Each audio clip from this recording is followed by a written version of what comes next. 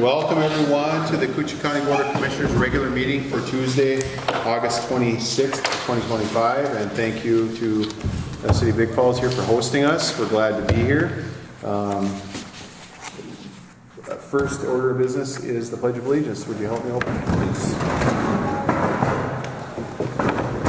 Pledge allegiance to the flag of the United States of America, and to the republic for which it stands, one nation, under God, indivisible, with liberty and justice for all.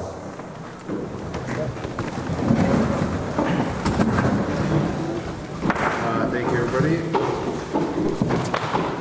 Now, before we get going, we'll go around the room and introduce ourselves, and we have department directors also that have come down with us, and if they want to introduce themselves, and just if you have any questions or to any of those folks, just please let them know and catch them after the meeting or whatever. But my name is Jason Chauvelin. I represent District 4 on the Koochiching County Commission. Ricky Roach, Koochiching County Commissioner, District 2. Adam McIntyre, District 3.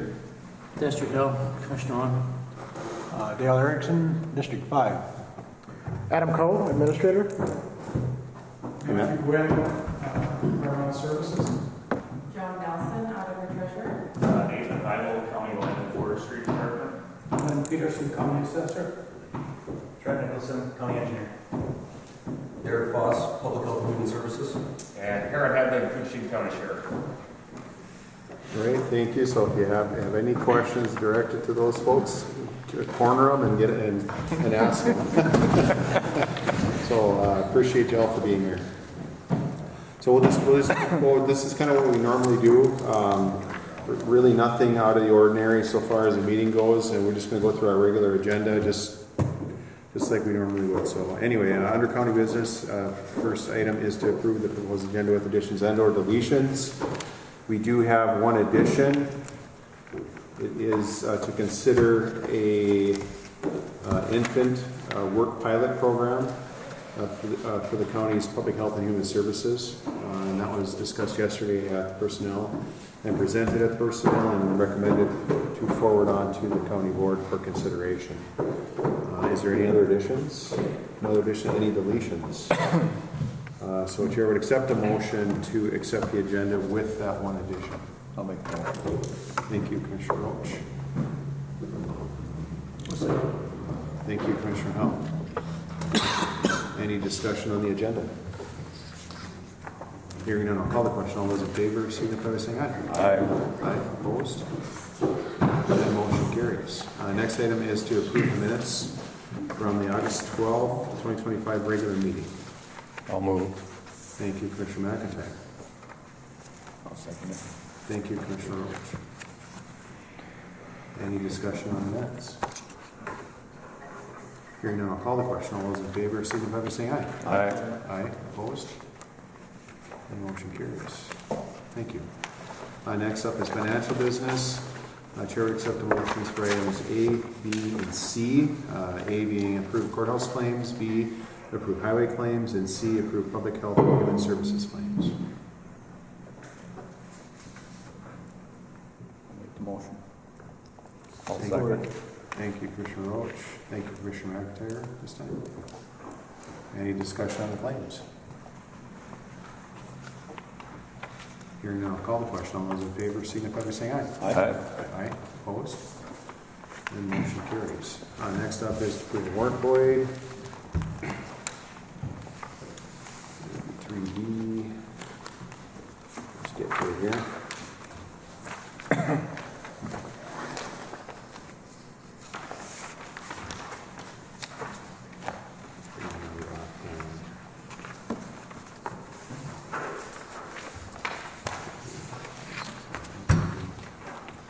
That's warrant void for auditor treasurer dated from 5/27/2025 in the amount of $150. This is a lost warrant and the affidavit is on file. So just one today. Thank you.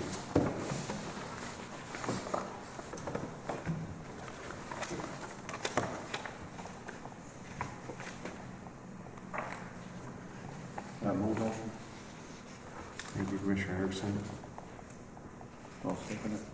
Thank you, Commissioner Roach. Any discussion on the void?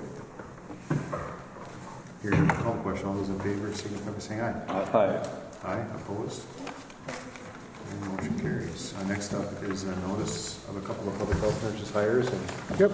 Administrator Cole will take that. So Stephanie Hopwood has been hired as a full-time public health nurse. Her start date will be tomorrow, August 27th. So welcome to Stephanie. And also Gina Thydeen has also been hired for the full-time public health nurse position. Her start date is September 8th. So a couple of new hires there, and there's no backfill on either one of these, or these are external hires? Both external hires, correct? Yep. Okay. All right. Thank you, Mr. Go. These are just notices, no action required. Next up is recognition of Farm Family of the Year. And Mr. Franchot, please come on up here, everybody.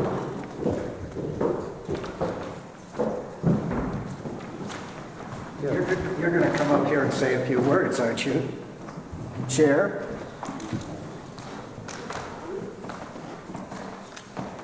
We're getting the last number. Okay.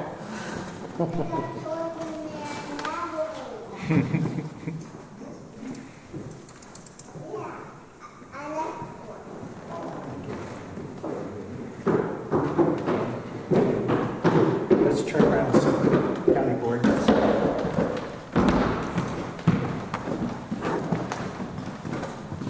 It's a real pleasure.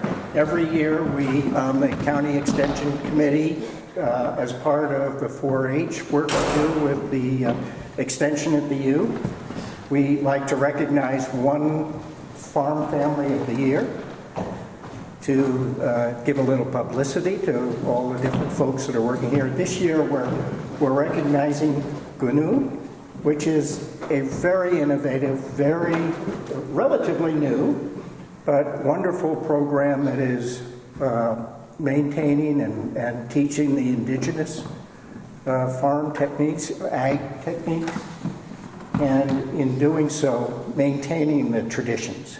And you're up right on Rainy Lake and doing some very good work. And one of the best things about it, there are two things I think are wonderful. One, it's a real innovative approach to what we do.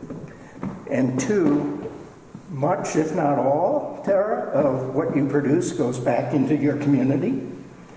And so it's a great public service as well as a terrific experiment. So we're delighted. Congratulations. Congrats. Thank you very much, sir.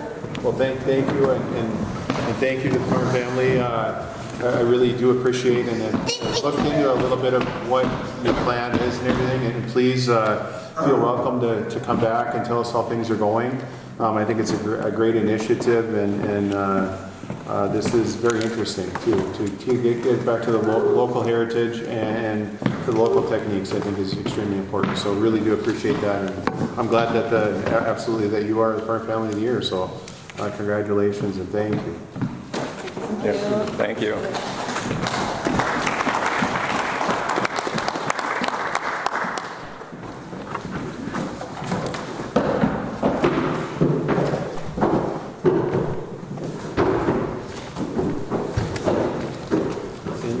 Of the Koochiching County Extension, there is a vacant seat with a couple of applications that are in your packet here. Pete Kaler and Samantha Hillbrandt, and the enclosed applications. And if everybody's had a chance to take a look at that, would there be any recommendations from this group?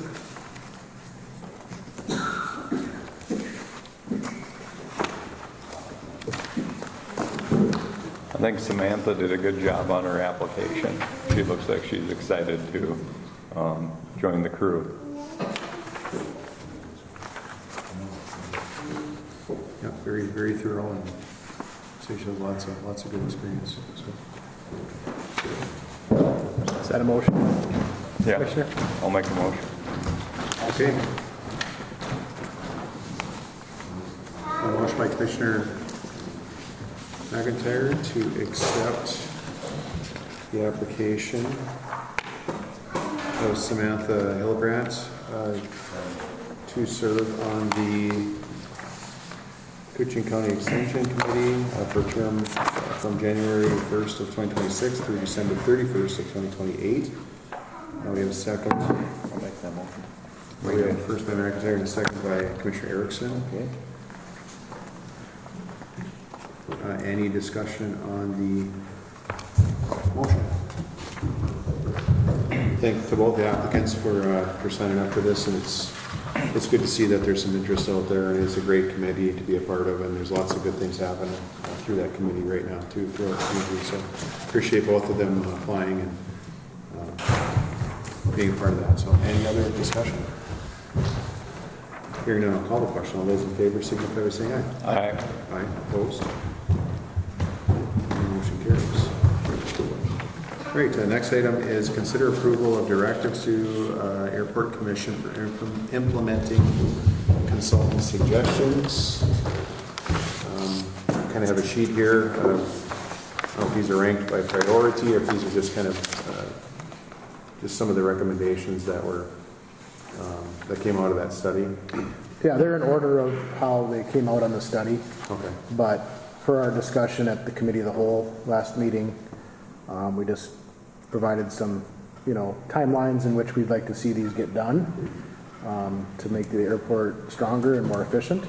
So if the board would consider approving them, I would send that off to the airport executive secretary, and I believe she said that it is on the airport commission's agenda tomorrow to discuss these as well, so it would be perfect timing if I can get this to them prior to that. So Wishes of the board. I'll make the motion. Thank you, Commissioner Roach.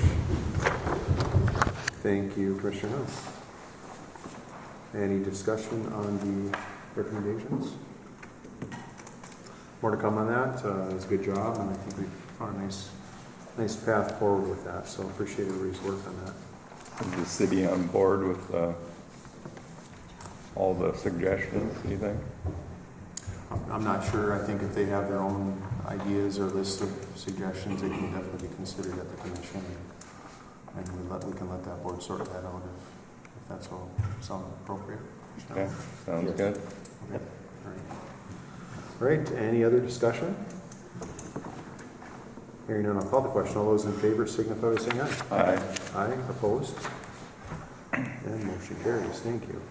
Our next item is consider a letter requesting discussion with the City of Rainier on emergency medical services taxing district. And this issue is consider approving the draft letter to the City of Rainier to request to be on their agenda to discuss joining the county in creation of an emergency medical services taxing district to support the ambulance service. This is an ongoing issue in our community. The ambulance is having deficit funding issues, and it would be nice to have as much of this community come together as we can to consider creating something like this here to kind of help them out with some of the service needs that they have. It's not an ultimate fix to the issue. I think this issue is ongoing and will be for a while, but this would definitely be a nice gap filler and to keep this ambulance service relevant in our community. So it's very important that we have this, and they do a great job. So we were looking at, and I think we've had discussions with the city, very early, very preliminary, and really have kind of given them our intentions of a plan, at least for now. And I think Commissioner Roach and myself have volunteered or committed ourselves to speak to Rainier for this deal here, if that sounds okay with this board. So, and if the letter looks okay, you see any changes or anything that we may have there? And thank you, Ash, for drafting that out. All right, hearing none, Chair would accept a motion to send this letter to the City of Rainier. I'll make the motion. Thank you, Commissioner Hell. I'll second. Thank you, Commissioner Roach. Any discussion? Hearing none, I'll call the question. All those in favor signify by saying aye. Aye. Aye. Opposed? And motion carries. The next item is consider approving Arrowhead Economic Opportunity Agency letter of request to end lease. And I think they're leasing some space in the community services building, if that's correct. And I don't know what their term is here. Their term is effective August 30th, 2025, citing the loss of critical funding, including support from the Stay in the County program as the reason they no longer need the space. The lease agreement is up December 31st, 2025, and in order to terminate early must be mutually agreed upon by both parties. Should the county agree to their request, it would incur a loss of the budgeted revenue in the amount of $340. So reasonable space request there, and they were just looking to terminate that a little bit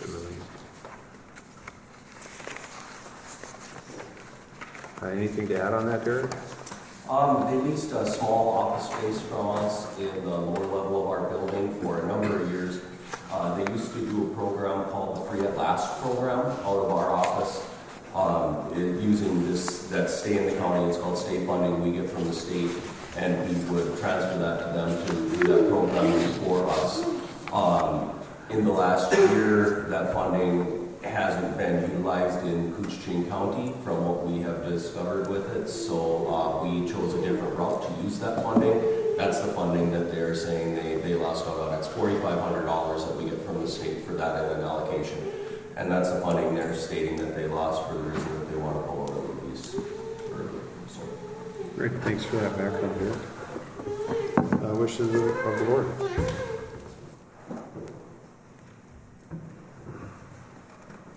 Make a motion. I'll second. Thank you, Commissioner Roach. Thank you, Commissioner McIntyre. Any discussion? Well, thanks for all their years of service being in the building, and they do some good across the region. So, any other discussion? Hearing none, I'll call the question. All those in favor signify by saying aye. Aye. Aye. Opposed? Motion carries. Next up, discuss, consider lease terms for law enforcement center space. Again, we've had some discussions early on with the city councilors and mayor of trying to get to an agreement on the LEC space area there in consideration of it being a public service and having the building vacant here probably by the end of this year. We came up with a preliminary lease amount of $50,000 a year for 20 years, and the county would potentially put $10,000 to $12,000 annually into their building fund for future building improvements. Refurbish the current space, cost of approximately $160,000 with a 50-50 split of the cost between the city and the county. A percentage increase on utilities after 1 year to allow time for county to understand the cost of the utilities for the space that the city will occupy. That was estimated about maybe a 3% increase on those utilities.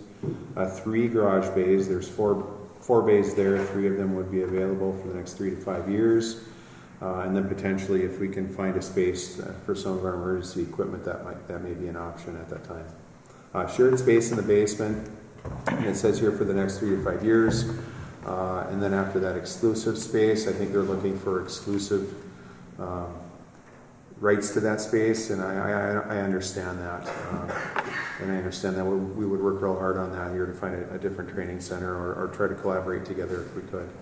Have designated parking spaces on the south side of the building for their department. International Falls Police Department assigned for the outside of the building, and then the first right of refusal if the county would ever sell the building.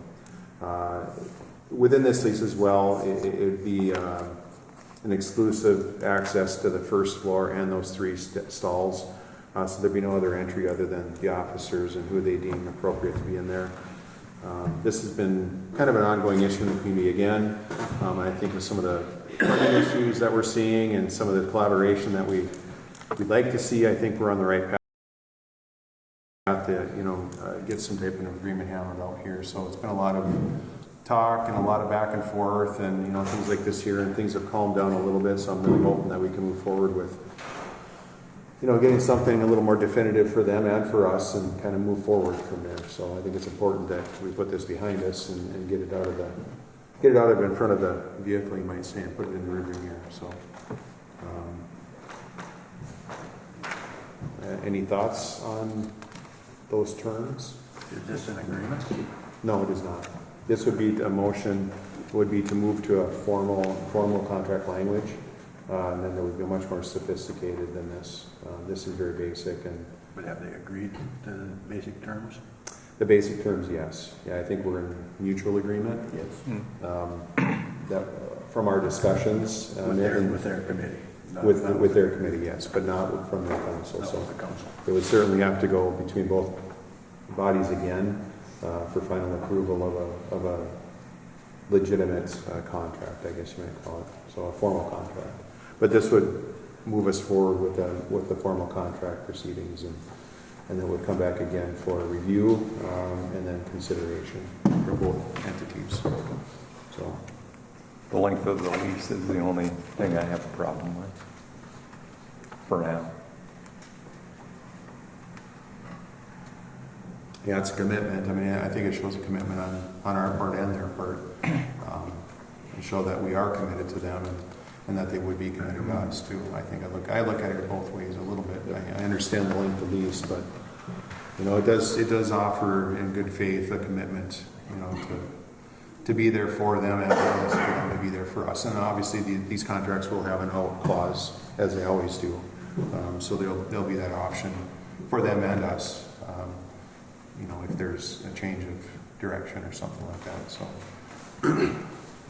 but I understand the concerns on that too, because the space that would be potentially tied up for us for any type of changes we might have to do.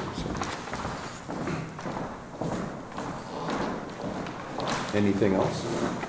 Mr. Chair, can I just make Yes, please. ask a couple questions? The putting away 10 to 12,000 annually to a building fund, we don't fund depreciation for any of our buildings, so that 50,000 will barely cover our costs for that building, or that space to begin with, so I think the board should consider that we'll need that to pay for the utility bills and the upkeep. Obviously, it is our building. If it needed a new roof or a new, just like we do for the other buildings, we plan for that. So that would be unique for us to be we have reserve funds, but we don't say it's designated to replace this vehicle or this carpet or this roof. So that's something for consideration that would be unique to what we currently do. I think we should consider that percentage increase annually. If it's left loose, I think we'll never get any increases, but that would be something we need to detail in the lease terms. But I know we were in a long-term lease with them previously, and the county went to them several times to say, hey, our costs are increasing, and they would never agree to an increase. So I think we should have an inflator in there of some sort, just to make sure, because we're kind of bare bones at 50,000 to cover existing costs. And then just the being out of that all that space in 3 to 5 years. I'm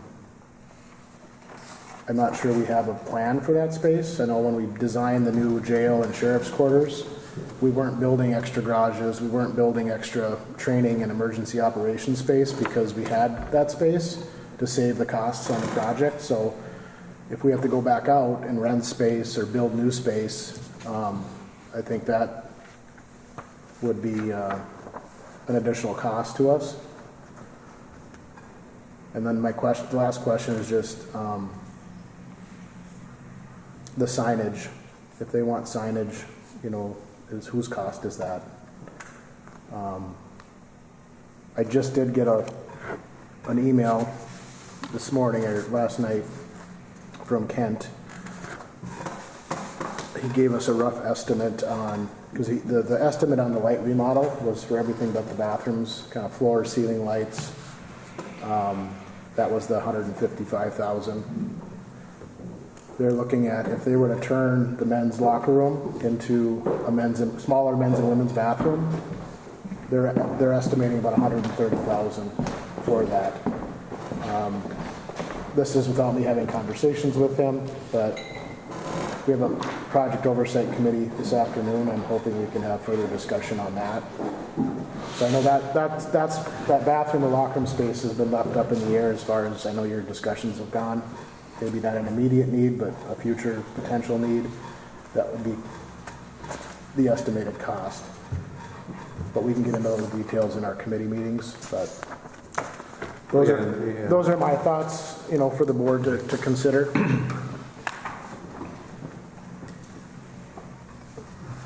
Thoughts?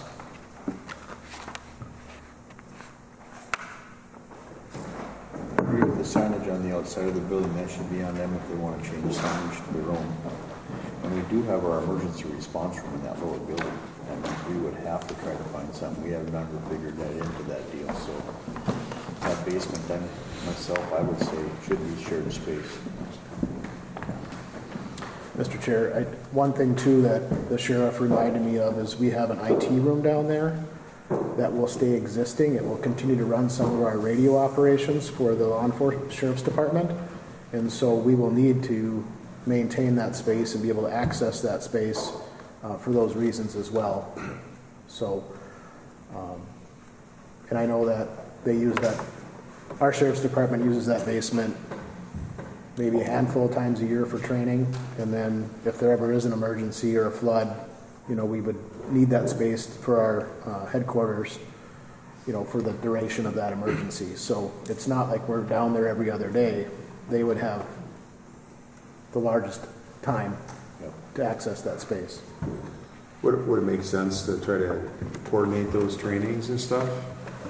Just kind of like with a list of dates. And then obviously we can write something in here that states that if, DOC is needed, that we would be able to, because that would be a benefit to them as well to be able to be a part of that, and they probably would be anyway.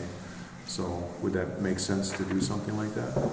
Yeah, I think it's, mind if I come up? Oh, yeah.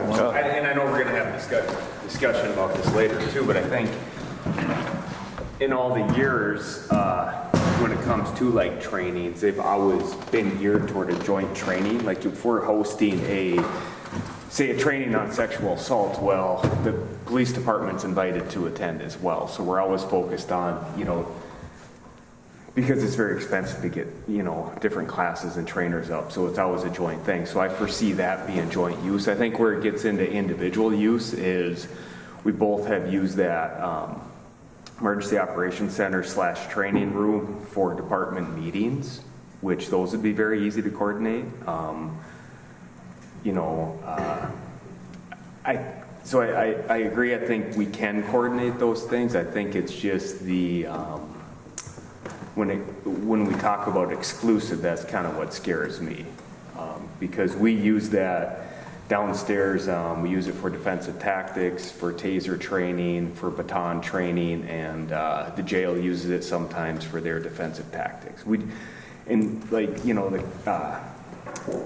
Adam pointed out is that the county purposely did not replicate this space in our new building, because why build space that we rarely use? It's a tremendous cost and a burden to the taxpayer, so why replicate that space? And I think going forward, we can partner with the city and use that space and use it wisely, because I know they desire exclusive access to that space, and I understand where that comes from. But at the same time, I think it is incumbent upon both the sheriff's office and the police department to try to find savings where we can. Because, I attended the session at the community college, and the reality is our county and our city is declining. We're not growing. It's about 100 people a year, so we have to have that in mind. And that's not my decision to make, but I feel like I owe it to my constituents to at least work towards that, and how can we share things when it makes sense. So that's just my take on it. It's not my decision. I just think that we can find a path forward where we work together and they have exclusive access, to their main level, which I agree with. They need their private office space and they need their their privacy as an agency, but I do think it makes sense to have some shared spaces, and I don't think we're asking for a lot For the amount of time you're using it. for the amount of time we're using it. And our goal always has been, my personal goal is to support the police department in each and every way I possibly can, but at the same time, you know, and maintain a good working relationship and work together whenever it makes sense. And I think having a shared basement where we have defensive tactics and taser training and that training room that we can coordinate with, and if we have a flood, which hopefully we don't have another one, or a big emergency like that, hopefully we're not tying it up for 38 straight days or something like that. Well, it seems reasonable to me. I think that's, and definitely should be brought up when we kind of meet again here. Maybe we can have a little bit of a meeting after we talk and get this input, because I think that's important that we do share that input and the concerns of the shared space is extremely important, I think, too. I think it makes good sense. And obviously the EOC is an emergency. That's kind of a whole different situation in itself. So, and it has been used in the past. So, and unfortunately, that's something that we never think is going to happen, but it does happen. So, And if I could just say one, we've historically had there's always, I mean, you're not always going to get along perfectly 100% of the time, but we've historically have had a great relationship with the City of International Falls Police Department. That's where I came from. Like, I mean, and I value that relationship, and I think we can find, you know, we can work towards that. I'm not saying it's bad as it is, but I just think there have been some things over the last couple of years outside of, say, my control or the chief's control that have kind of gotten in the way. So I think it's both of our desire to work back towards that. So find a path forward so that they have their own identity, you know, or they feel like they have their own space, but also that, you know, we can work together and share space when it makes sense.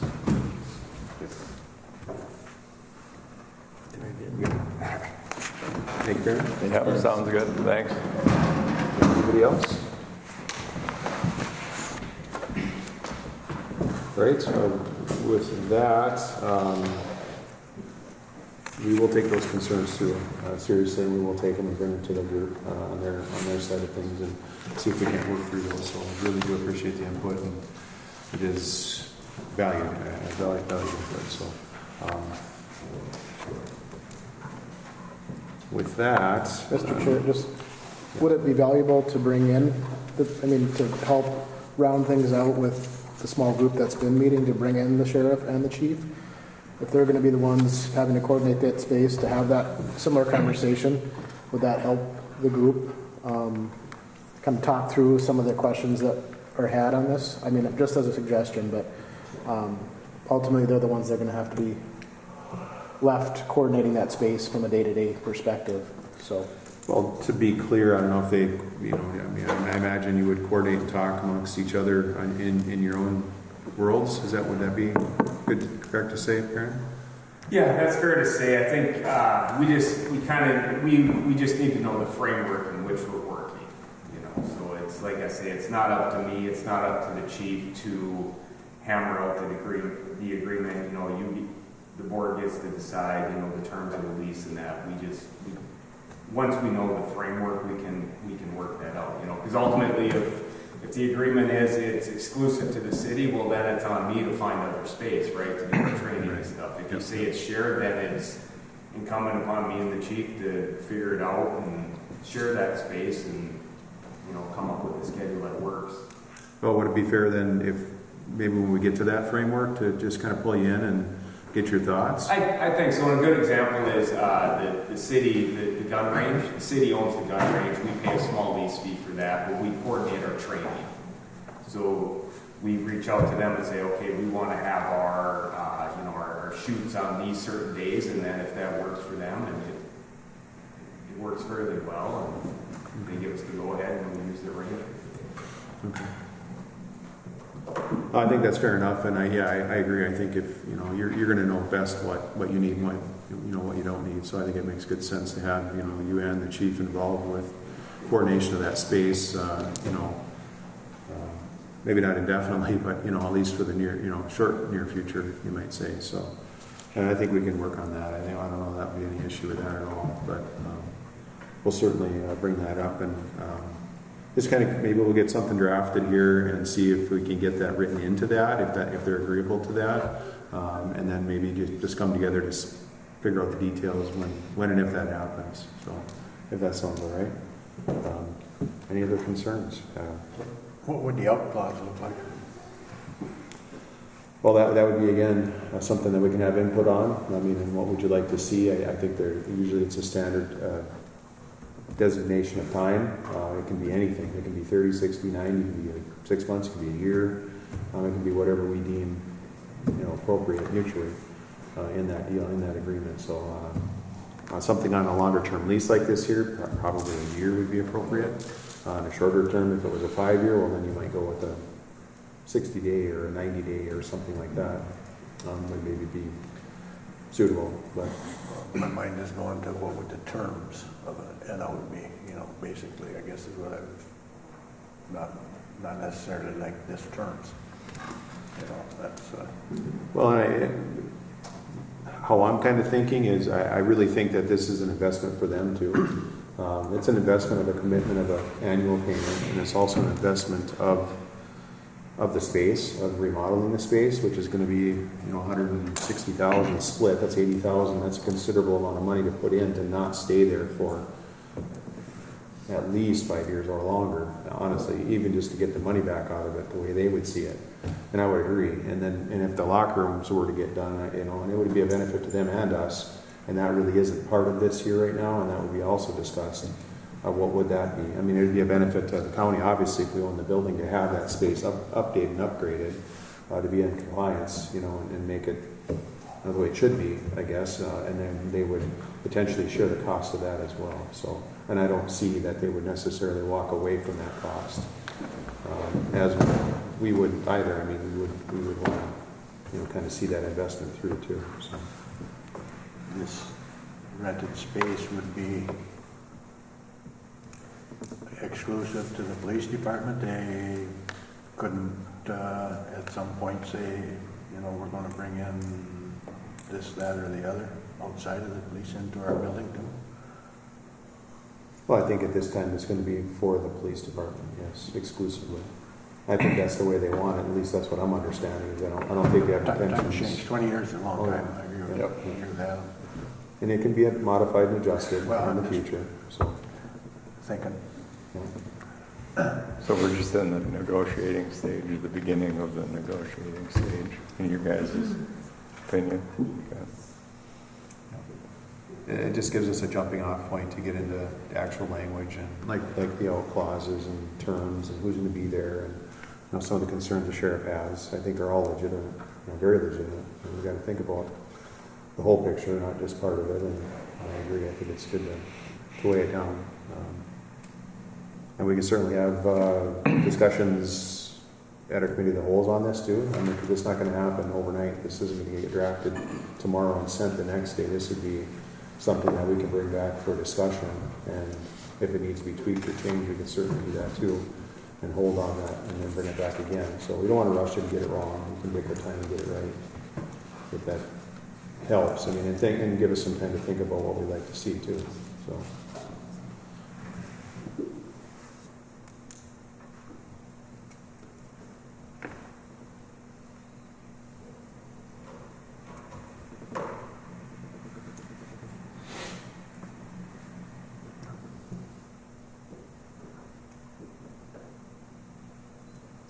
Go back to maybe the whole for a little more discussion.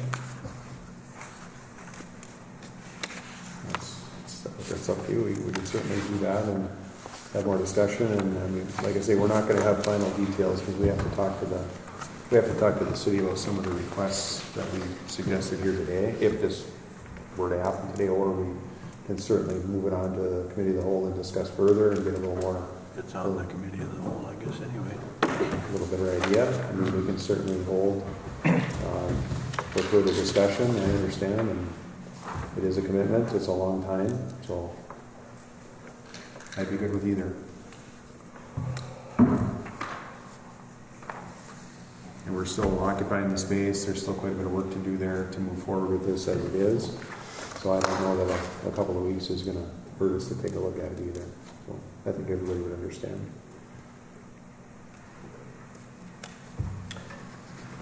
Do we want a official motion to table and further discussion at committee of the whole? Is that? That would be in order, yes.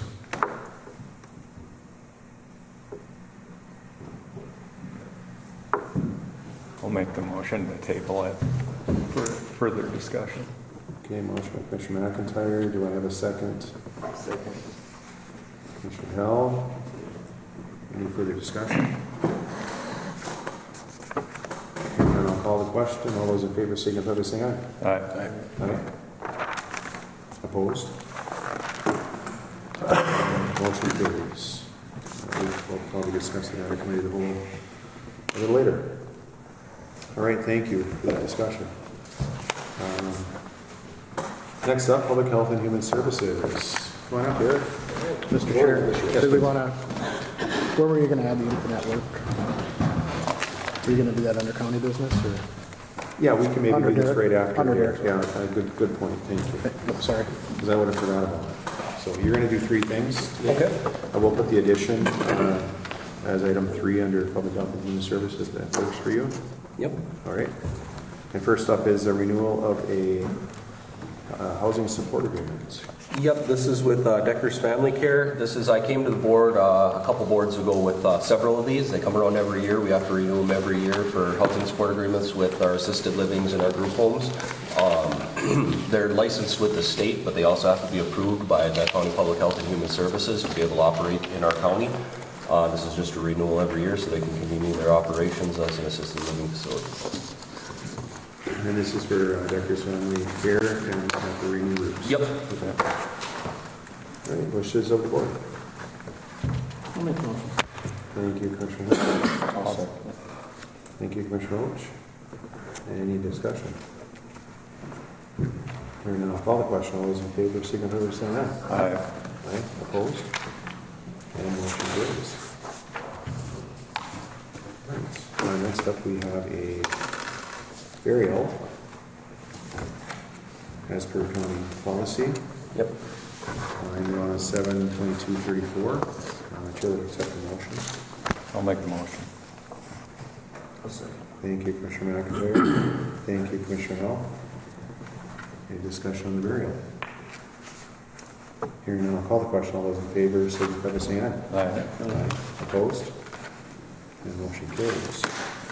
And now on to our addition, which is consider approving infant at work pilot program. We had some discussion yesterday, and if you're versed in it, I will let you take it away, so I don't miss something here. All right. This is a policy that was developed. Pine County implemented this a number of years ago, and it went very well. And we're asked to go for a pilot project for an infant at work through this policy, just for the fact that we have an opportunity right now to pilot this in the public health department because we do have somebody that has a new infant. It's kind of a forward-thinking project, and with the lack of daycare providers and the fact that it's even harder to get an infant in with daycare, this is a way that Pine County had found and other counties around the state have found to get people back into the office to work, as well as it's a benefit for them as a family, it's a benefit for the baby to be in, and we have an opportunity to try this pilot program right now and pilot it in the public health department. If it works, we could look at a larger rollout, but what it is a person can bring their infant to work with them as long as they are in a pack and play for 365 days or until the person can get, or until the baby can get out of the pack and play and run around and stuff like that. The public health department is actually a really good location to pilot this for the fact that we have babies up there all the time between the WIC clinics and everything else. So try to pilot this program, see how it works. If it, we'll probably run into things along the way that may need to be changed or whatnot. But the policy that you have in front of you is a policy that it's mirrored off of the Pine County policy, and they have seen great success with this in people coming back to work sooner because they are able to spend the time with their children while they're in the office. There has to be an alternate caregiver in place for if somebody has to meet individually with clients or whatever. That can't be for more than an hour and a half at a time. So it's a very well-written policy. It's a forward-thinking project that could be a great benefit to our staff and our families and make a little bit better work-life balance as well. So. And I did talk to Pine County HR yesterday. She said the program pretty much runs flawless over there. It has been actually an upbeat for their people working there. And again, this is a pilot program. This is not a permanent approval. Obviously, if it were to go county-wide or department by department, that would be yet to be determined. But I think this is a plan for a 6 to 12-month duration. I guess some of the questions I have would be, and I called Administrator Cole yesterday, would be, has this been kind of vetted by the attorney? And then what kind of liability would we potentially be looking at, I guess? Okay. I know Administrator Cole did send it to the county attorney. He spoke to me briefly about it earlier. So yes, Jeff reviewed it yesterday afternoon briefly. His job is to say, is there going to be any risk, increased risk? Of course, there would be increased risk or liability related to anything that might happen. I know the pilot has acknowledgments and waiving liability consents from the employee or the parent, but that ultimately doesn't always protect the county ultimately, but it is an acknowledgement that they're doing it on their wishes. He talked a little bit about if this were to roll out countywide, he'd be worried a little bit about how do we implement it consistently across each department, because there's a lot of, based on department director discretion, when they have to leave and go home when there's a fussy baby versus, different directors might do it differently. So that wouldn't be an issue with this pilot, because we'd have one, department of 10 people with one supervisor and one director. So from a pilot perspective, that wouldn't be the issue, but I think there's opportunity for him to maybe look at it a little closer if it were to be permanent, whether that department or multiple departments. So that was his quick review. So, did Pine County roll it out countywide, or is it just in Health and Human Services? I never asked that question, but I know it is in the public health part over there for sure.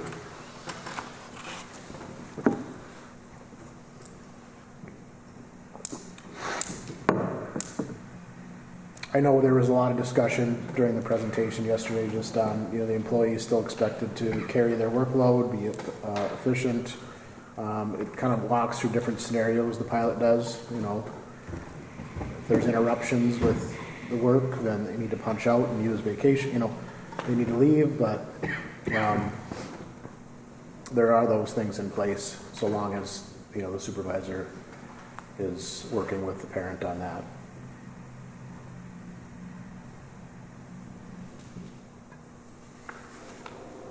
Wishes of the board.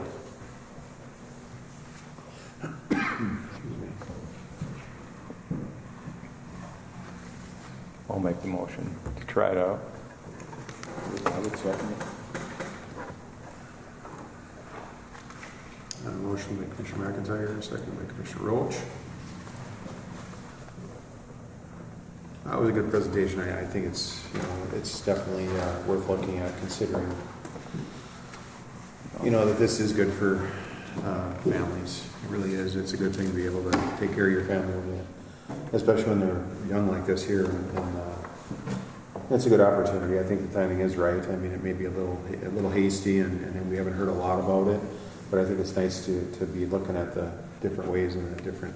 Times have changed too, right? So, I mean, you don't always have the opportunity to have. Our grandparents always watch, and I think it's important for the mom and dad to be involved as much as they can especially for the first couple of years of a child's life is extremely important. And every year after that as well, as I'm finding out. So it doesn't just stop when they're a year old, so it continues on. So I think but it gives an opportunity for a real good start. So appreciate the support with that. Any other comments? I think it's a very good thought. And in the private world, I see it frequently. It's a solution to a problem that everybody's got, whether you're government or private, so. Anyone else? I appreciate your and the department's work, and you're looking into this too, so if there is no other discussion, I'll call the question. All those in favor signify by saying aye. Aye. Aye. Motion carries. Thank you very much, gentlemen. Yep, Appreciate thank it. you.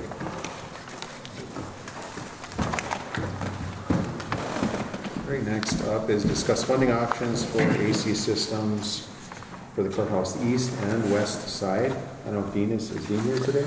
Dean's with his mom at the hospital, so Okay. I told him I would moonlight for him on that. But he brought this to board, I think, last board meeting for discussion. He had 3 bids.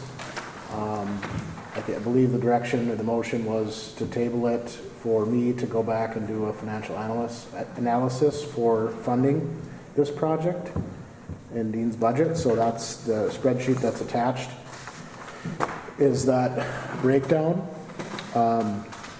We talked about sinking building fund usage or uncommitted contingency to help cover the cost of this project. So at the top there you can see our sinking building fund balance is $343,000. Uncommitted contingency, nothing's been spent this year, so that's at $100,000. Dean did budget $93,000 in his budget for this project. He was only looking at doing half the building, but we wanted to look at economies of scale of doing it all at once. So that was board direction this spring. He also has about $18,500 for another project that he could move into this project and put the other one on hold. He has a solution right now for that project, for that other project. The roof for Forestland is in his budget as well, and that is looking like it's going to come in about $77,000 over what was budgeted. There was an additional, we were looking at additional change orders for that project, but Dean and I looked at it and feel like we don't need to incur that other $40,000. So that 77 is not including that penthouse re-siding the penthouse. So That's covered in a different way. we were going to turn that down. We'll talk about it at POC today as well, but I believe that basically they designed it to have the roof come up on top of the siding and put these strips on. Right. It's really common when you're adhering it to like concrete.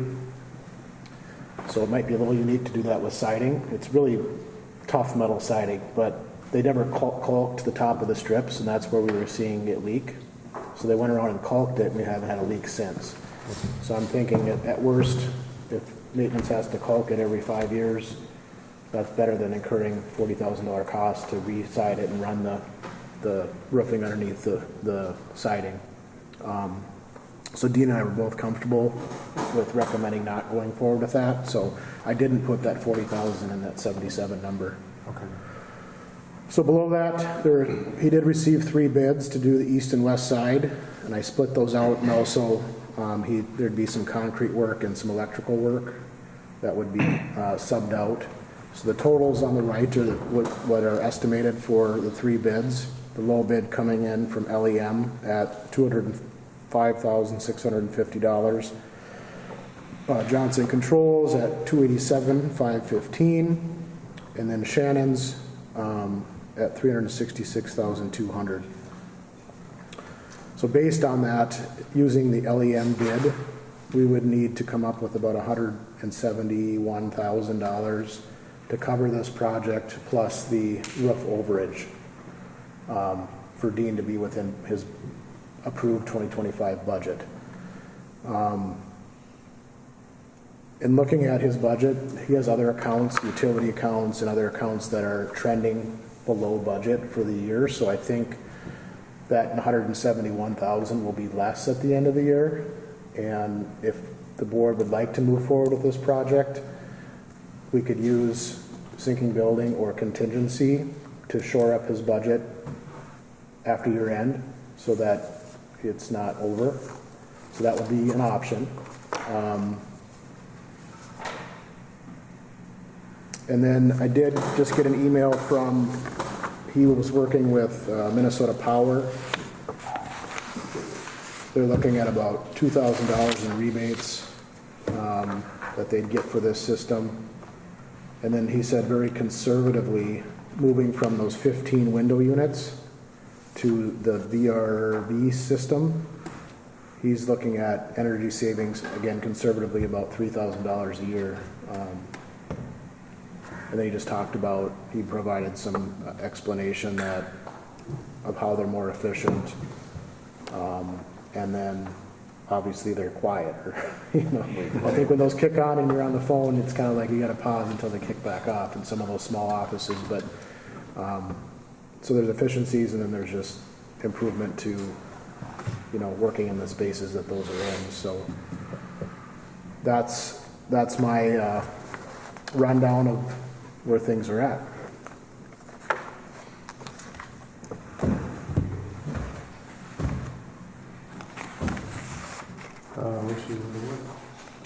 I'd say let's get it done. I'll second. Motion from Commissioner Roach. And that is And that is to do both east and west side, right? well, that's, I'm asking, clarifying, yeah. So both sides, and then are we looking at pursuing LEM's bid? Yes. LEM bid, do both east and west side, and we might as well get it done with so we can get rid of all the window AC units. So we have a motion by Commissioner Roach, seconded by Commissioner McIntyre. Funding, Adam, we think we can, Well, if you approve, you know, we can evaluate his budget at your end, and then we can pull or transfer any contingency or sinking building dollars. We'll maybe prioritize contingency, and if there's not enough there, sinking building to cover the budget. Because I'll include that in the motion if that. Yes. Okay. yeah, that would be fair. It would be nice to get it done too, I think, and then we're done, I think the whole building would The be whole done. building's done. Top to bottom, side to side, all in this, so we would be, AAC would be done on, And with the amount of savings that we're getting from the one company, yeah, that's a good we thing. might as well do it now and save 80 grand. Yeah, very reasonable bids, I think, too. Very. They come right in on the estimate, so. Okay, we have a first and a second. Is there any other discussion, concern? And then I'll call the question. All those in favor signify by saying aye. Aye. Aye, opposed? And motion carries. Thanks for digging into that, Adam. Yep. All right, Land and Forest. Hey, Good morning. You've been here a few times, right? Yeah, Usually he's on stage. yeah, usually I'm up there.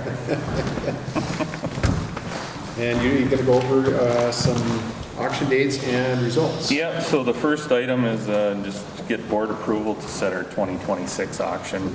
Timber auction dates are similar dates as to what we've had in the past. It looks like January 28th of 26, May 6th of 26, August 5th of 26, and November 4th of 26. I'll move to approve. Second. Thank you, Commissioner McIntyre. Thank you, Commissioner Erickson. Discussion on the dates? Hearing none, I'll call the question. All those in favor, signify by saying aye. Aye. Aye, opposed? And motion carried. Thank you. All right, and then some timber auction. Yep, this is just information for the board. So we had our third quarter timber auction back on Wednesday, August 6th here in Big Falls. And we had 22 total, or actually 23 total tracks, 22 sold at the auction, and then the one that went unsold was picked up the next day over the counter. So so we had 100% sell rate on those. Aspen prices were down a little bit from our previous couple auctions. I don't know if it's kind of maybe hangover from the blowdown event down in the Bemidji area. A lot of folks are down there cleaning that up. But But overall, still, kind of the prices we're seeing are kind of right in the ballpark of, you know, the going rate statewide, so.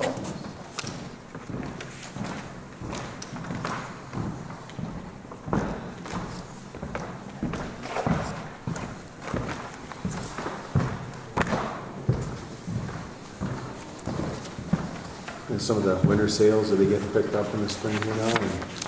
Yeah, everything is, you mean the stuff that was winter cut, is it being hauled now? Yeah, some of it, there's still the softwood market. Some of the stuff that was cut last winter is still sitting on landing, just hasn't been able to find a home yet, but I think as we go through the fall, that'll trickle in too, so. Are we getting caught up on those tracks that were extended or the?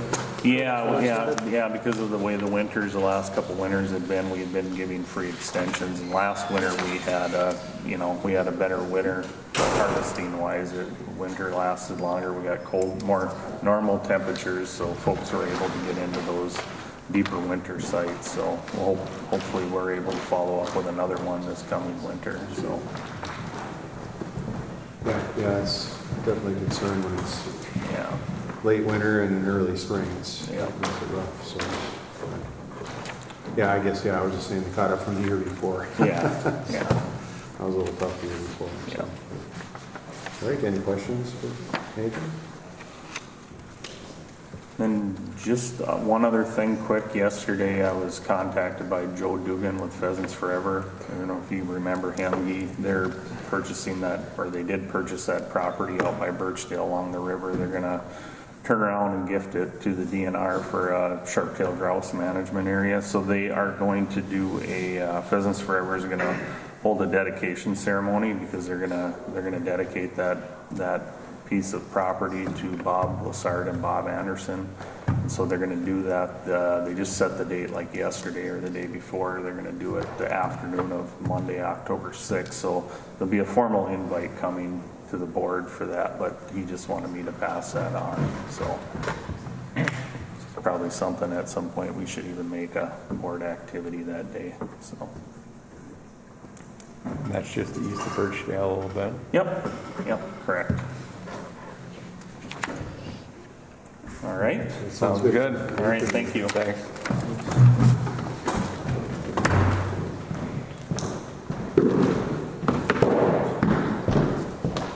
Hi, Trent. Morning. Morning. All right, I have two items here, and then I believe during public comment, since the folks from County Road 95 are here, they might speak about a potential road vacation as well. I know we had a little bit of discussion about it back in June. First item is awarding low SAP 036 624 026.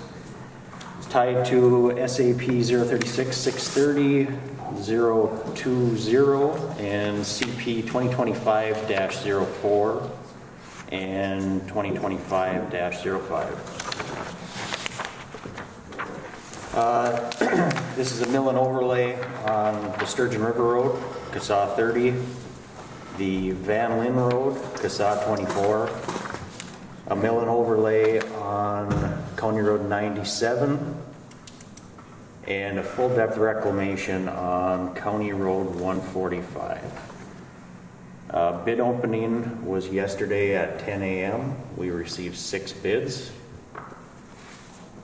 All pretty decent bids. Engineer's estimate was $3.9 million. Hawkinson came in with the lowest responsible bid at $3,067,810.75. I would recommend awarding to Hawkinson for that price. I'll move. Quite a bit under the estimate. They are, yep. Commissioner McIntyre?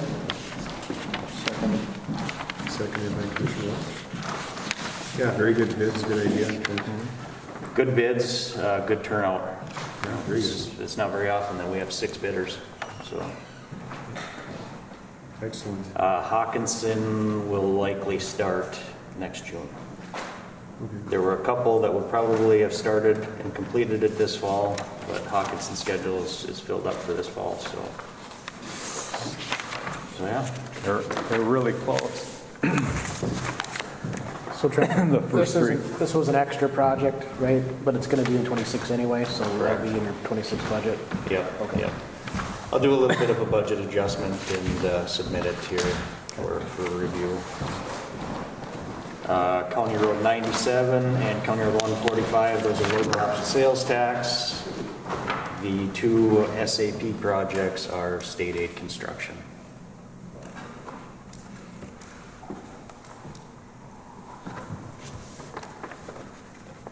All right, any further discussion? We have a first and a second, hearing other discussion, I'll call the question, all those in favor signify by saying aye. Aye. Opposed? All right, motion carries. Thank you. Thank you. Perfect.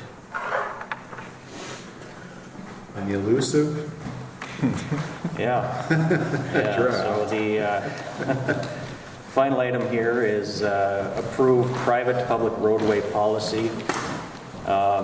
We've had several requests for taking over a private road, making it public. We've never had a policy before. It's just been at the discretion of the board and the county engineer, but no formal process. This formalizes the process, writes down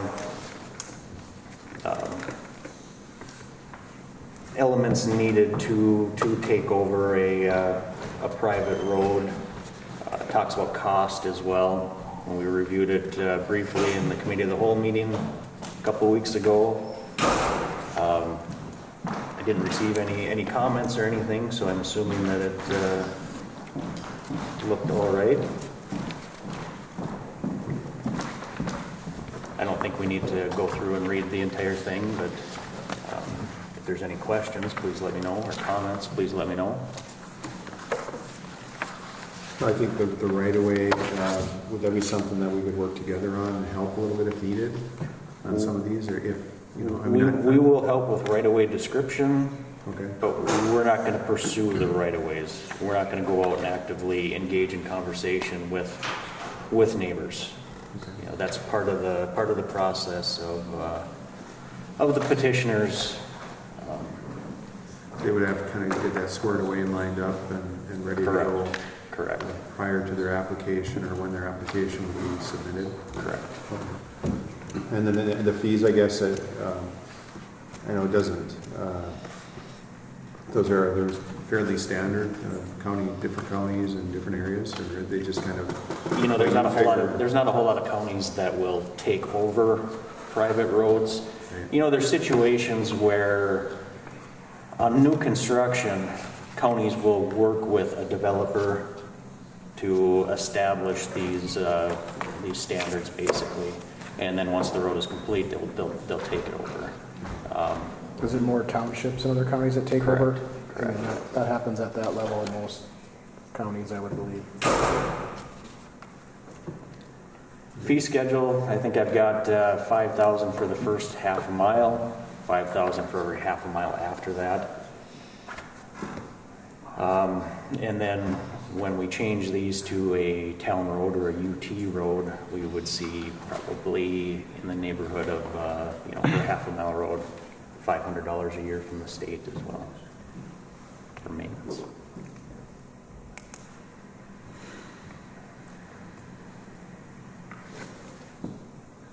Wishes of the board. Good to have a policy, I believe. Thank you. Commissioner Erickson?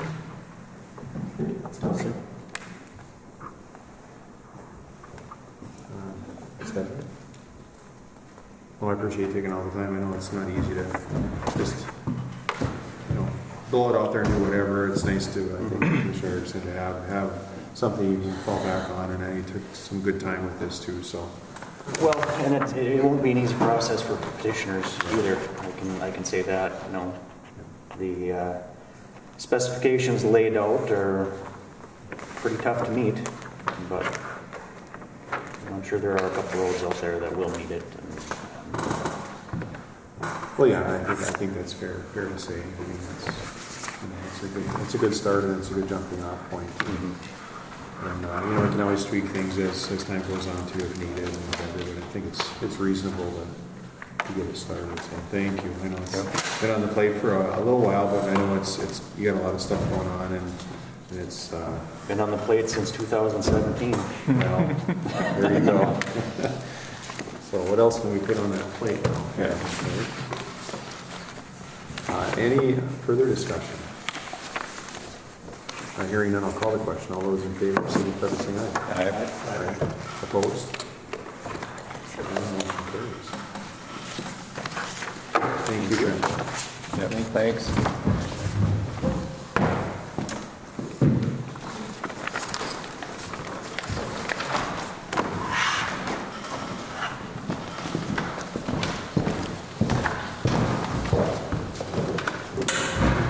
How's it going? Good morning. So we have a rezoning and a couple of conditional and interim use permits. Matt? Yes, so the Planning and Zoning Commission met on August 7th to hold a public hearing on the rezoning application submitted by Mark and Connie Mayland. Mark is here today.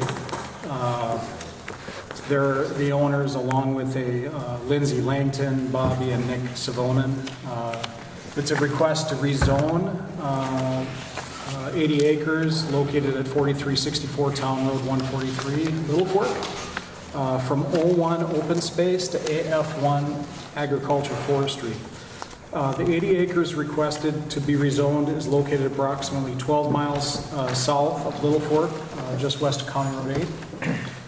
The applicants are requesting the rezoning in order to build a new home and live there full-time, and then also farm the property. So kind of starting, reestablishing an old farmstead, basically. The plan, they plan to salvage some of the old farm buildings, and that's a work in progress. But during the public hearing, the Planning and Zoning Commission asked for any public comment. One comment was made in support of the rezoning, and the Planning and Zoning Commission recommended to approve the rezoning to AF1. And again, Mark is here. Mark, if you want to just introduce yourself to the commissioners and let them know what you're scheduled. Nice to meet you guys. Looking forward to getting going, build our home and settle up in this nice area.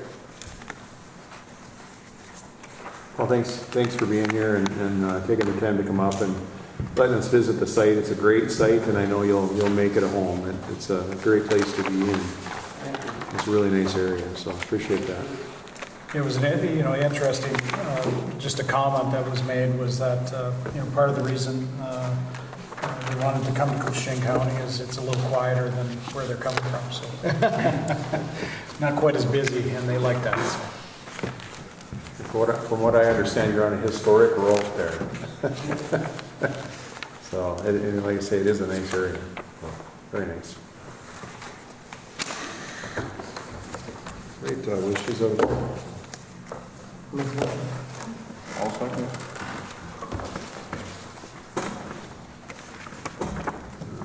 Commissioner Hill, seconded by Commissioner Roach. To approve rezoning application 2025-1237. Any discussion? Hearing none, I'll call the question. All those in favor signify by saying aye. Aye. Aye. Opposed? And motion carries. Thank you. So the second item I have is an interim use permit for short-term rental property. Again, the Planning and Zoning Commission met and held a public hearing on the interim use permit application submitted by Sky and Joey Ronkin in order to convert their home into a short-term rental. The parcel is located at 3178 County Road 93, International Falls. It's a non-riparian parcel located approximately 6 miles east of International Falls near Rainy Lake. Again, approval of an interim use permit will allow the applicant to apply for a short-term rental license as required by the Koochiching County Short-Term Rental Ordinance.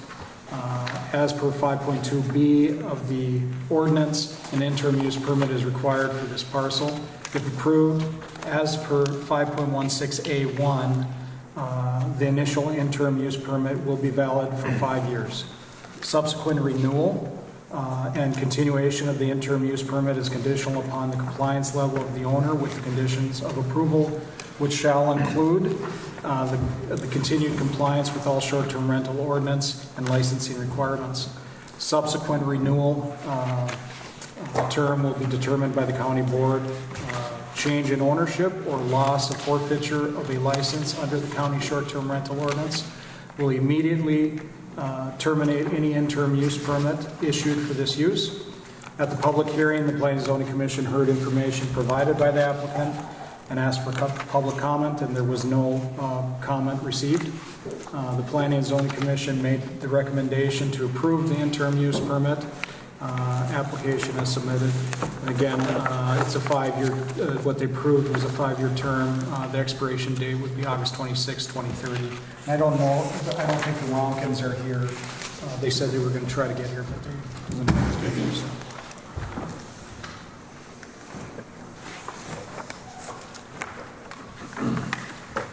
And as before, all the details are pretty hammered out in the permit for the interim use under the guidelines that we've already kind of set up to make it a little bit easier. So we don't really have to necessarily go through those. There isn't anything within the 700-foot radius in this area? Yeah, so the density requirement, that's an excellent question. In the in the short-term rental ordinance, there's a requirement related to density, and there can be no more than 2 within a circle of 750-foot radius. So this can be approved, and it doesn't hit that threshold for density, so it would be okay for that purpose on the density side of things. Again, in a nice area, and they've done some improvements on the property and made it, really updated it, remodeled it, and it looks good. One of the pictures that you see in our packet, it's much different than that now.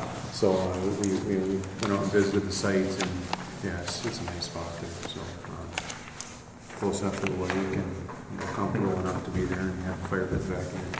So pretty neat. Yeah, they've invested quite a bit of money into the property to try to improve it and make it appealing for their purpose, right? So I think that's good too. So. Must be right by the one stop. Yes. Yeah. Yep, on that back road there. All right, wishes of the board. I'll second it. Commissioner Howell, second by Commissioner Roach. Any discussion? Hearing on a call question, all those in favor, signify by saying aye. Aye. Opposed? So the last item that I have for you is, again, during there was a public hearing with the Planning and Zoning Commission on Thursday, August 7th, on an interim use permit application submitted by Thomas Prado and Oana Kanjakura, and I'm sorry if I butchered that, I apologize. In order to operate a cannabis micro-business out of buildings located near their home. So the parcel is located at 4771 Town Road 51, Little Fork, which is approximately 15 miles south of Little Fork, west of Highway 65. Approval of an interim use permit will allow the applicants to apply for a state and county cannabis license as required in the Koochiching County Cannabis Ordinance. As per section 3.2 of the Koochiching County Cannabis Ordinance, the AF1 district, which they're zoned, allows the use of cultivation. This parcel requires approval of an interim use permit for cannabis micro-business. The subsequent renewal and continuation of the interim use permit is conditioned upon the compliance level of the owner with the conditions of approval, which shall include the continued compliance with all cannabis ordinance and licensing requirements. Subsequent renewal term will be determined by the county board. Change in ownership or loss of forfeiture of a license under the county cannabis ordinance will terminate any interim use permit issued for this use. The change of ownership was discussed at the Planning Commission and was added as a condition. At the public hearing, the Planning and Zoning Commission heard information provided by the applicant and asked for public comment. No public comment was received. The Planning and Zoning Commission made the recommendation to approve the interim use permit application as submitted with the conditions. And I don't know if you guys want to come up and just present to the county board your basic presentation. They do have a paper copy of it. Just if you could just share with them that basic info.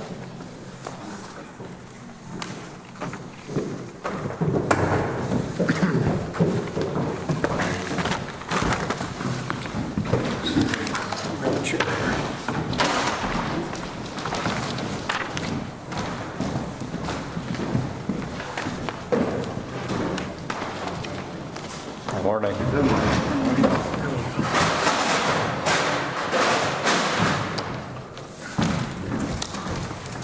I've got a copy of the presentation as well, just on my phone here.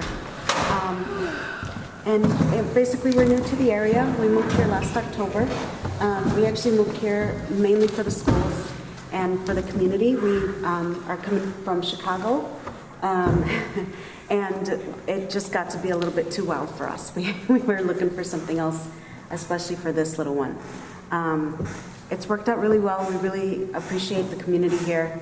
We appreciate our neighbors very much, and we're happy to be a part of it. If this is permitted to go forward, essentially we're on step 3 right now, which is where we get permission from our local folks if they're willing to allow this kind of business in the area.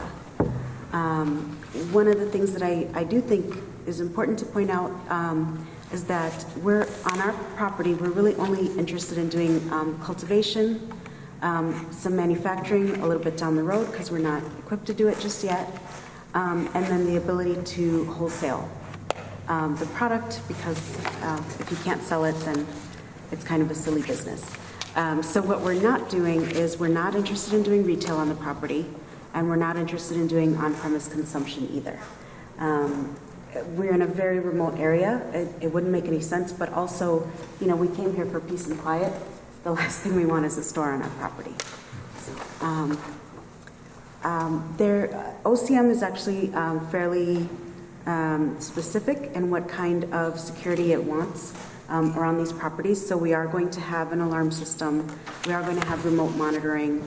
Right now we have cameras up where we can monitor them remotely. But this would be more like an ADT professional monitoring sort of a thing. We do have one guard dog. We have motion detectors on the property. And probably the most important part is we only intend to grow indoors. So you can lock the door, you can get a steel door, and it's not a nuisance. People can't see it from they couldn't see it from the highway anyway, but as it is, it just looks like another old storage building, which we think works pretty well.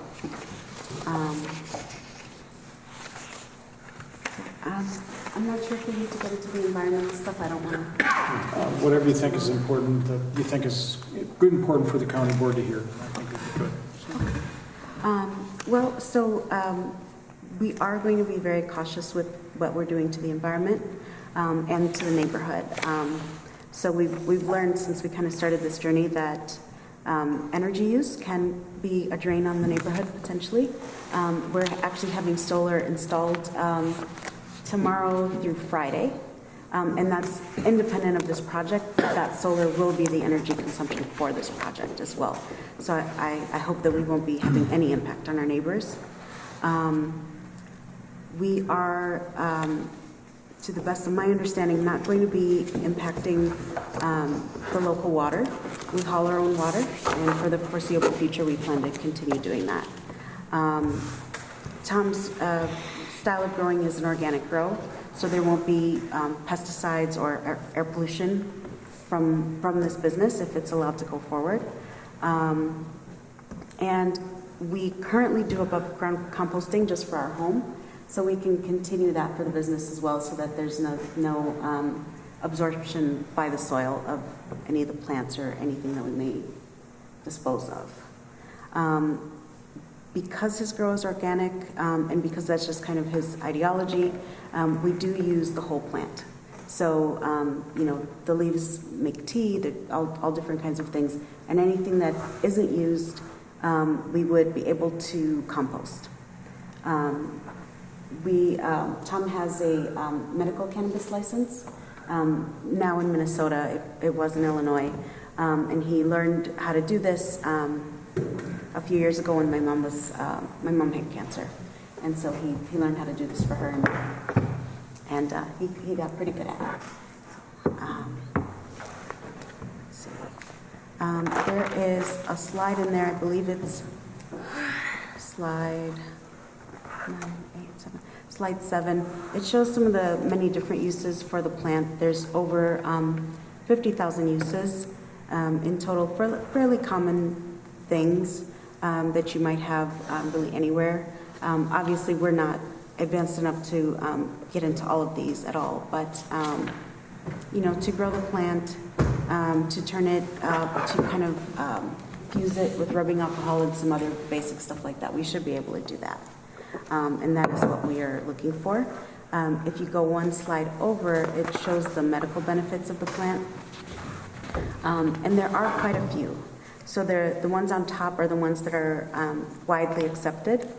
There are several studies that show that cannabis reduces tumor growth, cancerous tumor growth. And we think that's pretty significant. And what is, I guess, more up and coming, it hasn't quite been proven, but there are being studies done, is that it is believed to help with addiction therapies and to give an alternative for patients who otherwise would be on opioids. So that's kind of the span of the market, aside from, I guess, the more commonly known recreational use. If you go forward one more slide, you'll be able to see cannabis salaries versus mainstream agriculture salaries. And basically, the point of this slide really was just to show that in the cannabis industry, salaries are not quite double, but pretty close to double standard agricultural salaries. When we think about our business and we think about how we hope to grow it, the first position we'd like to be able to create and hire for, although this is a little bit down the road, is a cultivation tech. Initially, it'll just be Tom and I working on our property, and we expect that to go on for a while. And then I believe it was like at the last meeting we attended, where we talked about hours of operations and things like that. Tom's an early bird. I can't really see us going past 5 o'clock if we were to get to a point where we could hire folks. You get everything's indoors, right? Yeah. Yes. We're happy to answer any questions you may have. I know this was a little bit rushed. We don't want to take up too much of everyone's time today, but. And Mr. Chair, if I may, again, this is what was approved by the Planning Commission was an interim use permit in order to operate a cannabis microbusiness with an initial expiration date of August 26, 2030, or upon change in ownership, whichever comes first, and to include the following license endorsements. So cultivation, cannabis manufacturer, hemp manufacturer, and wholesaler, specifically excluding cannabis retail sales and retail consumption, conditional upon the compliance level, the ordinances that they have to follow. And so that was what was approved, or recommended, I should say.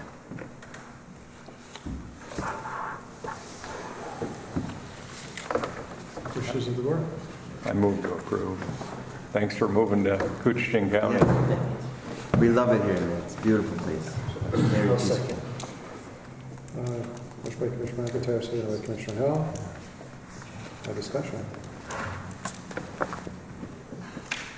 Well, I like the idea of the solar. I think that's a great idea. Kind of make it self-sustainable, you might say, to a certain extent at least, and, you know, and I think it'd be successful, so a nice piece of property there, so, and welcome to the area. So, any other discussion? All right, hearing none, call the question. All those in favor, signify by saying aye. Aye. Aye, opposed? And motion carries. Thank you. Thanks for being here. Thanks. Thanks for coming. Just one more item, just for information. So the MPCA is going through demo landfill rulemaking. I think I've mentioned this in the past. So what they're proposing is water monitoring, which is going to require us to have water monitoring wells right at the get-go. Lining in the future, lining of any of our future demolition disposal locations. And then eventually all the way to a synthetic line or a synthetic cover on the top.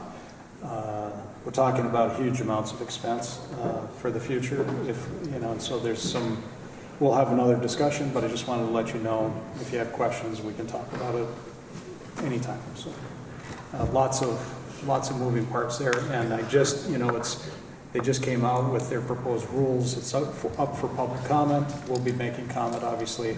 But one of the biggest impacts for us right away, there's different rules if you don't get it closed by the time they approve the new rules. You mean cap or closed?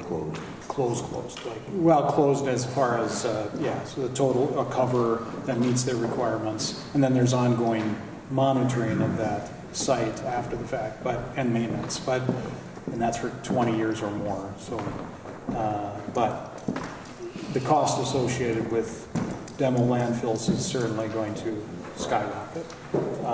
And what that means is those costs are passed on to our residents, and how do we pay for it and what makes sense. And so there's lots more discussion to occur, but I just wanted to inform you of that. So.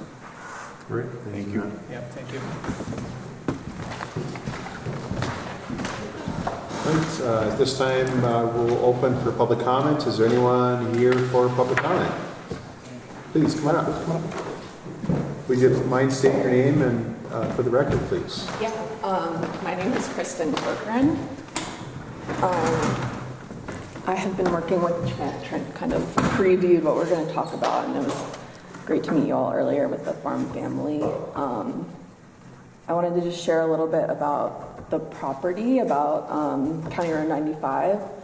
So as Doug correctly described, kind of the work that we do on that property, it's a mix of like a classroom where we have different fellows come in, some large groups coming in, people of all ages. We also have dogs on the property. And so we also have people who don't know that it's private property, even though there are signs posted, who kind of see the water, they walk down the road, and then they think that they can just walk around. And we've also had some instances where people come onto the property with maybe not so great intentions, and some of the cultural items on the property have been interfered with, I'll put it that way.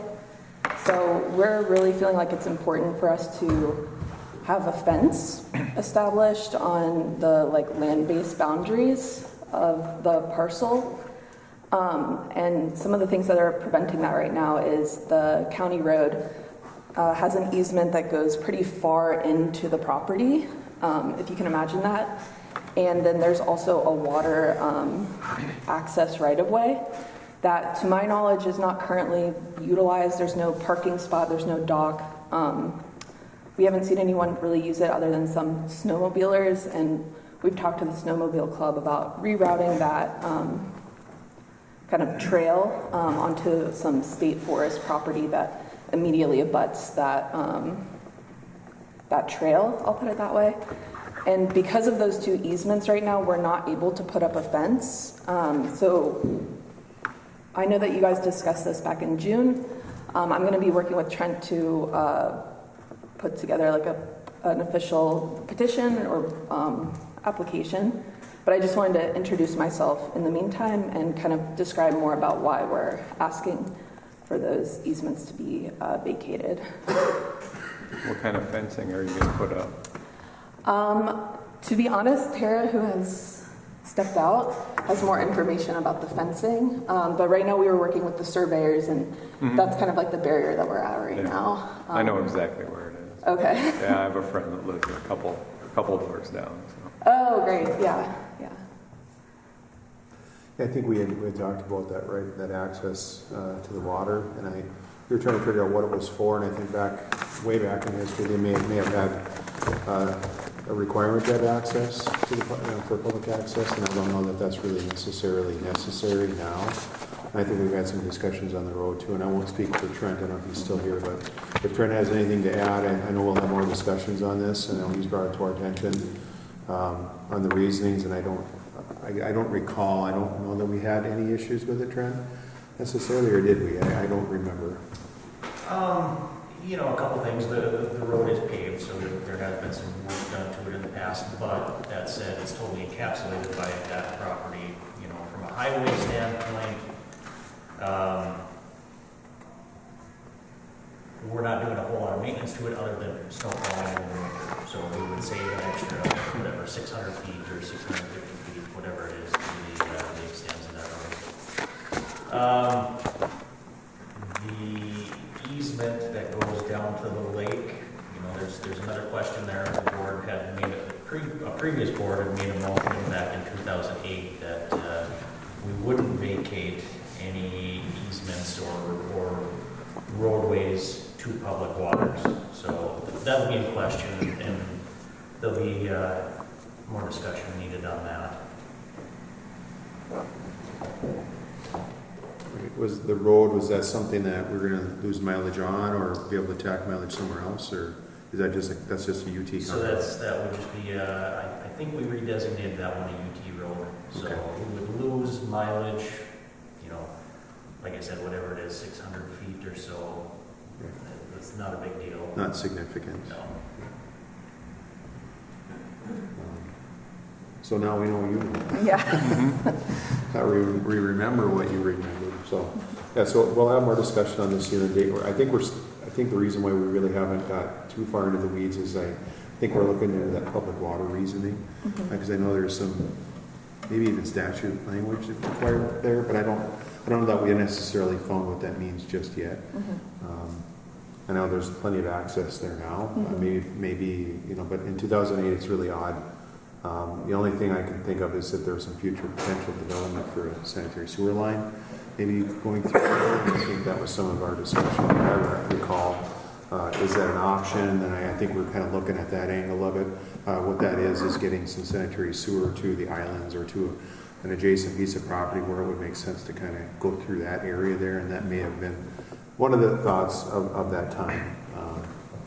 But it just depends on where and when and how the direction of that goes. So there may be some consideration for that is what I'm thinking at least, but not knowing what the reasoning was as per the motion, I'm just assuming. So. Yeah, it does go straight out into like the lake, so I would be surprised if there was a sewer consideration. Well, yeah, it would be like an underwater bore type thing is I think what they were assuming that's what it was for, just to have that easement available for future development of that system is what I'm wondering. But not being here in 2008, it's really difficult to know what the thoughts were, and there may be some historical stuff that we can dig into to find out what the reasoning was for that, and see if there's any relevance now. Okay. So I think that's kind of what we can do too, and reach out to some of the past commission that may have a memory of that. So. Okay, great. And like I said, we'll file the official petition, but just wanted to introduce ourselves. That's a low area in there. There's a rock on either side, so that's probably what they were thinking. Is it was a little softer ground in between there. Maybe, yeah, because it's kind of an odd place. Do you agree that it's in an odd area for something like that? Because it could be over here on the fence line. That would be more applicable probably for you and for us. It won't bother you as much, but right down the middle like that's a little bit difficult. So exactly, yeah. And the snowmobile club did put through a snowmobile trail, like just maybe 500 feet in a different direction. Okay. Are you working with them as well? We were just speaking with them, yeah. They're pretty good to work with. Yeah, exactly. Yeah. We had some issues with like the dogs and the snowmobiles weren't really mixing very well. Yep. Well, thank you. Thank you. Great. Any other public comment? Another public? for coming from Big Falls. Well, thanks for having us. This is a nice venue, and I'm glad that you're all here and that we could be here. We're hoping that it was nice to get out and see the four corners of the county, we call it. Like you say, we went west, south, east, and to Little Fork into Big Falls here, and which is more centrally located in the county than anywhere, actually. So we're probably in the center of the county right here, the heart of the county, you might say. So we appreciate being here. So thank you for having us. We might come back next year. We don't get any rocks thrown at us, so we'll maybe consider next year. Do we have any other business? Just round table. All right. For information, there's also the letter from the mayor of International Falls requesting to us, to St. Louis County and the city of Rainier, requesting to meet on an ambulance district. So I don't know if you guys want to discuss that. I did put ambulance on the committee of the whole, or if you wanted to take formal action on a formal response. I know you guys have probably talked a little bit about it in your other meetings with the council, but if the board wants to consider anything, just let me know. Commissioners, thoughts?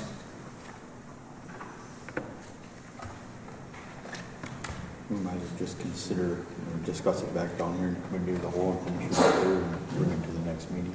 Okay. That sound okay? Committee of the whole? For discussion? All right. Roundtable. Do we have roundtable updates? Just working with the airport stuff. That'll be our meeting tomorrow, so we'll be discussing all the paperwork that we brought forward today. So that, and then ATV Joint Powers is working on trying to get the trails pushed through now from Lake Captogama to County Road 3 to get our connection for the ATV club. We'll bring this into Ray. They are also working on the trail from Ray to Ericksburg. And once they get that figured out, they'll be going from Rogers Corner to the Blue Ox Trail through the swamp down the old ditch grade. Sounds like they've got a plan figured out for that also. So there's more to come on that there. They'll be coming to our board for that. Interesting. Well, they did the study on the ATV thing, and that is up and coming. It's probably going to be bigger than the snowmobile club here before long, because it was a $32 million thing last year for all the communities that have it, that ATV clubs bring in for trail riding and the amount of time they spend staying, gas stations, food, everything else. So it is a very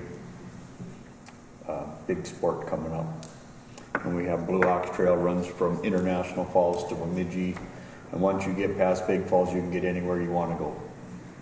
You got every county road you can go up to the Red Lake. You can go anywhere in between Washkish, you name it, you can get there. So we're working pretty hard trying to get this connection up to the falls. Thank you for that update. Any other updates? No.